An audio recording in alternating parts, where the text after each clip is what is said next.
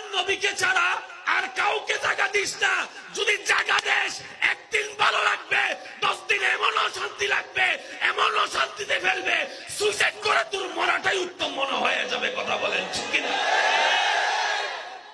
আল্লাহর ওলিরা এই জায়গায় আমাদের চাইতে 10 গুণ আগায় আছে। কিভাবে? ওনারা যখন দেখতেছে যারে রাখবো শান্তি দিবে একদিন, কষ্ট দিবে। আল্লাহর প্রেমিকরা বলে যে দুনিয়ার নিয়ম হচ্ছে যারাই ঢুকামু একদিন না একদিন লাথি, যারাই সাহায্য করব সে আমারে গর্তে, যারাই উপকার করব সে আমার পিঠে পিছনে মারবেই, যেহেতু তারা এখানে রাখার দরকার নাই। কারণ ওরে এখানে আমি মায়া করে রাখবো, সে ধোঁকা দিলে তো আমার জীবন শেষ হয়ে যাবে। আল্লাহর প্রিয় বান্দারা কি করেছে?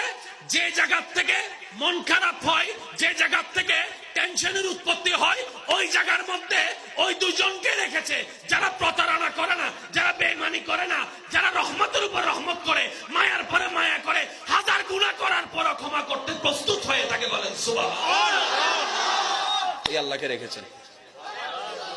এবার আল্লাহ তো কখনো ধোঁকা বলেন না, আল্লাহ তো কখনো ধোঁকা, বরং গুনাহ করার পরও যিনি রিজিক দেয় তিনি তো রহমানুর রহিম। এবার সেই অন্তরে রাখছে কাকে?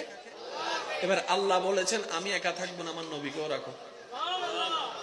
জোরে বলেন না, জোরে বলেন না। এবার সেই অন্তরে ঢুকে গেল আল্লাহ এবং জোরে বলেন না, আল্লাহ এবং আল্লাহর নবী। আল্লাহ এবং আল্লাহ আছে, জোরে বলেন না, আল্লাহ আছে। আমি প্রশ্নটা আমি বলছি, আসলে আপনারা যদি সাইলেন্ট থাকেন আমার বলতে একটু স্বাচ্ছন্দ্য বোধ হবে।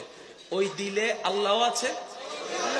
এবার বলেন, এই যে মানুষের যে মুসলমানের যে একটা বড় সম্পদ, এটার নাম ঈমান, যেটাকে আমরা বলি, ঈমানটা কোথায় থাকে? মাথার তালুতে, কানে, নাকে, দাঁতে, না কলবে? আল্লাহকে রেখেছেন কোথায়? নবীকে রেখেছেন কোথায়? ঈমানও থাকে কোথায়? যেই দিন সেটা পরিপূর্ণ হবে সেদিন আপনি ঈমানের দরজায় মজবুতির উপরের উপর আস্তে আস্তে আপনি প্রমোশন পেতে থাকবেন।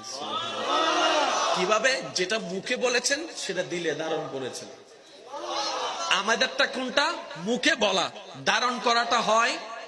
আপনি নিজের দিলকে একটু গবেষণা করে দেখেন, এখানে যে কতজন ঢুকে বসে রয়েছে, জোরে বলতে হবে রে ভাই, বাস্তব যেটা সেটা, কতজন ঢুকে বসে রয়েছে, আত্মা বাত্তা নাই, ভুল করছে কি করি নাই, ওই ভুলের সাজায় আমাদের ডিপ্রেশন, ভুলের সাজায় আমাদের দুশ্চিন্তা, ভুলের সাজাটাই আজকে আমার পেশাদের বাড়াই দিচ্ছে, আমাদের জীবনকে অশান্তি করে দিচ্ছে। ভুলে এটা আমার কথা নয়, এটা আপনি যে কোনো সাইকোলজিক্যাল ডাক্তারের কাছে বসবেন, ওনারাই আপনাকে পরামর্শ দিবে। আমি শুধু এটা